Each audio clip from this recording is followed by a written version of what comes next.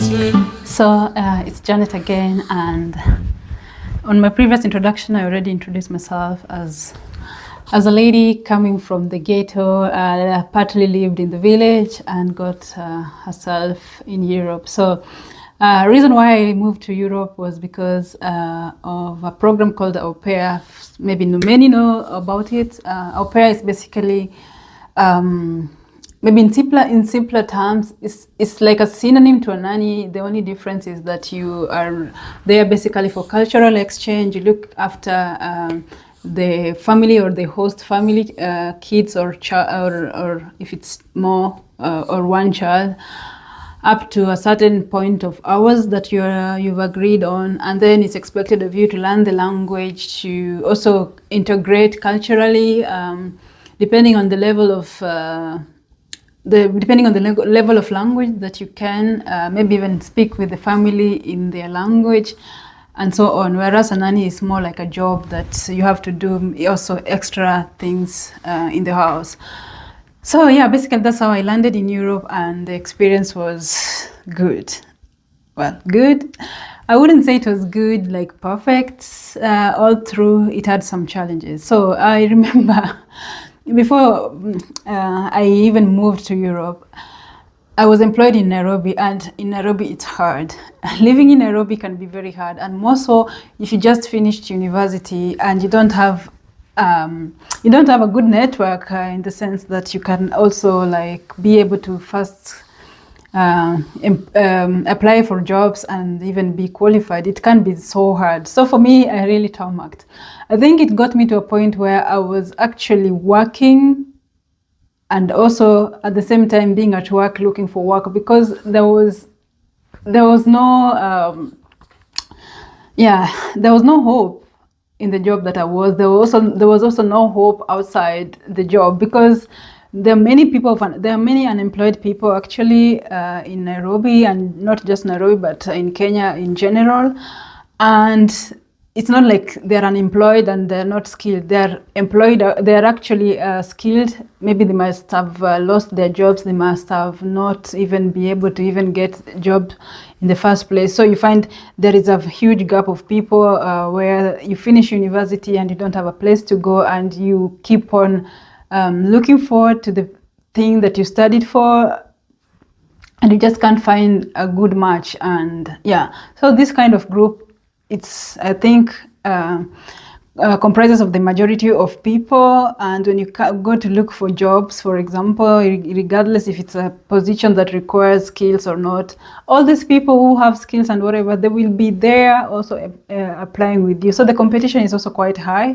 There is also a lot of corruption. So it's not like if you apply for a job you qualify, there's a chance of you getting, that is there, but also you need to have a good network. And as for my case, this is something that I missed. So I did well, I think, in the university. I gave out my best, got good grades. Coming out of university is when the reality started. So I didn't know like how life is outside. Got employed with some hotel, you know. I think I wasn't earning, but I was just happy to be at work. The only problem I had was to get the transport, like to commute from where I was living to the place of work. So luckily at that time I didn't have to pay rent. I was living with my sister, and that means I only had to work for the transport. And the main reason why I was doing that is I wanted to gain the experience, so that at least at my CV it doesn't end that I finished university and I'm looking for a job. I wanted at least to have an experience, even if it was working for free. I would do it because I needed the experience. But I wasn't employed to work for free. It was just that the employer wasn't paying me or paying also the other employers. We could get paid, like peanuts, and that you'd use it as a transport. And that's the reality of life of people in Nairobi. So anyway, fast forward, I quitted that job, or I don't know, the job ended somehow. That's a story for another day. I got employed to another employer. Stories were not so much different, but a little bit better. And I also resigned after a few months, after a few months later, I resigned. And that's when the problem started to kick. Anyway, at this time, when after resigning, in my mind, I was creating a narrative, which I don't know where it was coming from. I was creating a narrative that my life is going to be better, my life is going to be good, that I quitted, that I was able to stand on my own and make a decision. But I didn't know the reality. The reality is I was unemployed. There was slightly no chance of getting employment if you don't have networking.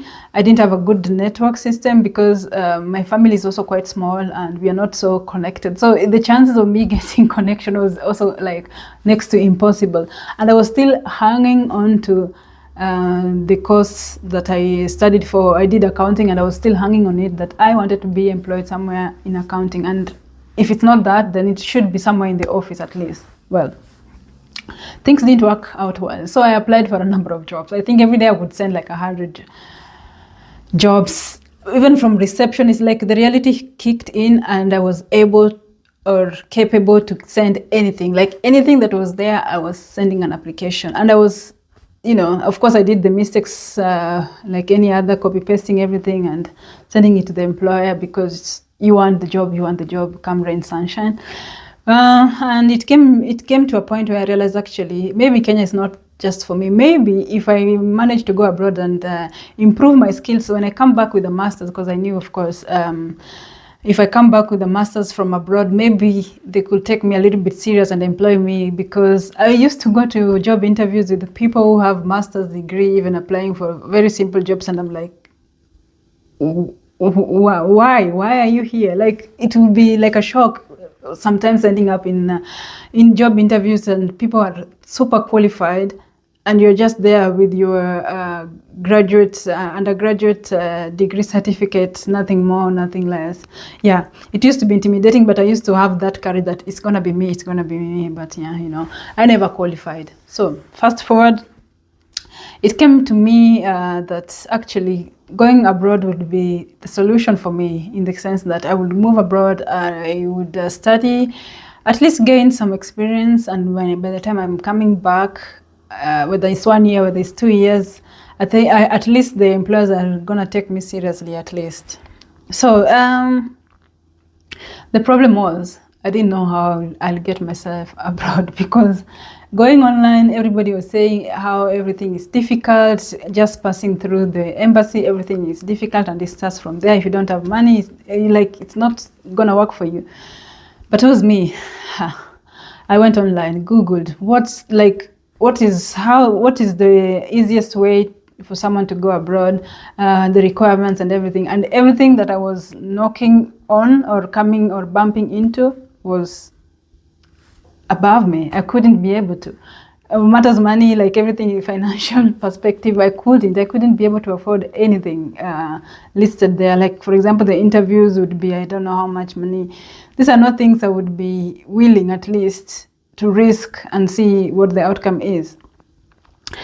So the thing I could be able to afford, at least I would say, was bundles. I could be able to afford data bundles to be online, and I used to be very much and fully online. I would go on people's comments, like for example, if someone posts, how do you answer this, like on an embassy or something, there are always these people who are out on the comment asking something totally different from what was asked above. And yeah, sometimes they would be really, really humorous, and I would be laughing on such comments. Sometimes they would be also very informative. But fast forward, on my time period of looking for ways to move abroad, I happened to have bumped into someone comment which said, oh, the easiest way to move abroad is to be an au pair. And I was like, what is an au pair? Like, what the hell is an au pair?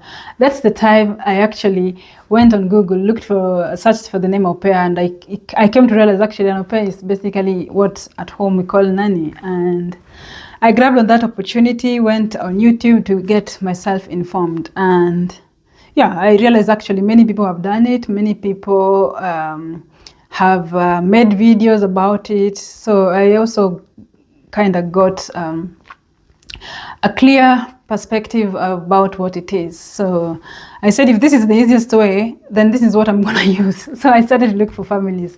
Looking for families was, I think that deserves a story, another a story on its own. But anyway, looking for families wasn't easy, and it took a couple of months to find the perfect family. Oh God, thank to them, because they chose me. If they wouldn't have chosen me, I wouldn't be here. So I was chosen after, I think, like 3 months of struggling, and yeah, I made it to the Netherlands. So Netherlands was the first landing spot after, straight from the village, or rather straight from Nairobi to the Netherlands, and it was so amazing. So like, I remember the first day I landed. I think the previous day I didn't sleep, and also the previous day, like the day before the previous day, I hadn't slept because I was excited. And I think through the whole journey, well, it was a flight, it was a night flight, I think I happened to have slept a little bit, and I wanted to see everything. So the only reason I slept, it was because it was dark, but I wanted to see everything. So by the time I was landing, I think it was a connecting flight. By the time I was landing, it was already a bit morning, kind of. And I was just excited to see everything. Like, I wanted to see, how does it feel to be in the airplane? How, like, everything was super exciting until I arrived in Netherlands. Oh my God. If you haven't been to Netherlands, so flying into Netherlands, Amsterdam Airport, Schiphol, it's so amazing. Like, everything is, Netherlands is so watery. Like, everywhere it's just water. And I was on top there, landing into the airport. I'm like, oh my God, look at all the canals. I mean, at that time even I didn't know they were called canals. It was just so amazing. I was like, really? I'm now the actor, and this is the movie I've been watching, Yeah, it was so exciting. That's all I can say for now. So I landed in Netherlands, and it didn't even take me time. I had watched many videos on YouTube. I had gotten myself informed, so I was learning like a person who knows what they are doing. Like, I got this on my hand. So I land, and the family, my host family, picks me up at the airport. Actually, I was so easy to be spotted on. I came shaved. Shaved like a newborn baby, because I didn't want stress. I knew when I'm coming here, I'm not gonna have money for salon. I had already got informed online how it can be difficult to braid your hair. So I was like, I don't have money for the barber, I don't have money for the salon. I'm coming shaved, and I shaved my hair. So I was like perfectly, not smooth, but close to being smooth, with a cut here. I was looking perfect. My host family supported me, and yeah, we drove home, and she was like, oh, you can sleep if you want, because I know you have jet lag and the time difference. I'm like, no, I don't have the time. I don't have jet lag. I don't have all these things. I am fully awake. I even don't want to sleep. And I was just driving, looking right, left. I mean, like, everything is so beautiful.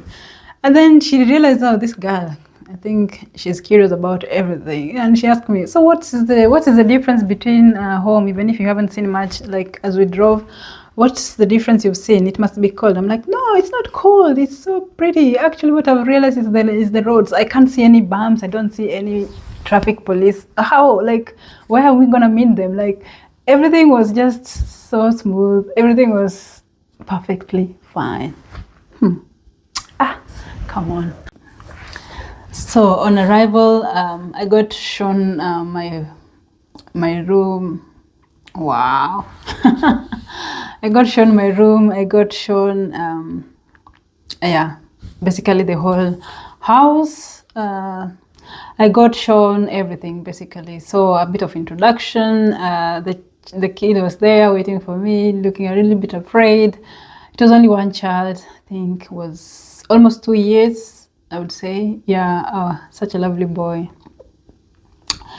And yeah, so they helped me with my luggage upstairs, and I tried to unpack, popping through the window, because, like in Europe, or rather developed countries, they have really these big windows. I don't know why they really, actually it looks good, but I'm coming from the village with so tiny windows, which are just enough to allow air in and out and a little bit of rays of sunshine, to these huge windows. So I'm so excited. I can see my neighbors walking around, you know, how people are just independent. I'm like, these are the suburbs, you know. In Nairobi, I never got myself to live in the suburbs. I just used to pass by the car or, you know, and now I'm living it. So this is the life I really wanted. And to make it even more, I'm gonna be studying in this country, and by the time I go back home, I'll go back with a master's degree and call it what? I was super excited. Oh, life. Oh my God. If I knew how life was planned for me, I wouldn't be that super excited. Perhaps I would be still excited, but I would have had something in mind how life is gonna turn around. So first things first, it was not cold by the time. Maybe I think it was cold. I was just excited that I wasn't feeling cold. So the cold started to kick in and everything. So it's cold. I started to realize actually I can't go and just meet friends because I don't know anybody. Second of all, I can't speak the language. If you go outside, you have to translate things. I think at that time even I didn't have a translator on my phone, and I'm like, life is so hard. You try to go and buy something, you convert it to the currency at home, you're like, oh my God, how am I going to be able to manage? First of all, I don't have the money. So for example, something is 10 euros. If you convert it back at home, that's 1,000 shillings. 1,000 shillings is money that can move me from Nairobi back to the village. So that is like an 8-hour drive, you know. Yeah, life became so hard. Oh my God. Life was hard, but somehow I wasn't paying attention to the life. I was paying attention to the brighter side. I was like, this life is the life I've been seeing on television, and I'm here. I am the actor. I'm gonna control it. Life was hard. Life was difficult. Language was difficult. It was getting cold, but I was somehow ignoring it. I was somehow not paying attention. First of all, even I came to a place where buses, I think, start or stop working at around 6, because many people drive, like almost everybody drives there. And then I realized it's either I use foot to go wherever I want to go, or I use a bike. And at that time I couldn't even be able to cycle. So, oh God. I had to learn to cycle at the same time. You can't imagine how many trees I had to kick, like just bump into a tree because I couldn't cycle yet. But I tried. So the first week I really struggled until I was able to cycle. And yeah, it was difficult, but I managed to teach myself how to cycle. And the funny thing, I never fell down. Like, you know, many people before they start to cycle, they fall down, get an injury, and then they get into the rhythm. I never got that, but I bump into many trees. Yeah, that's for sure. Yeah. So yeah, I think before the video becomes long, I'm gonna end this video here so that I carry you to my next chapter, how life has been in Europe.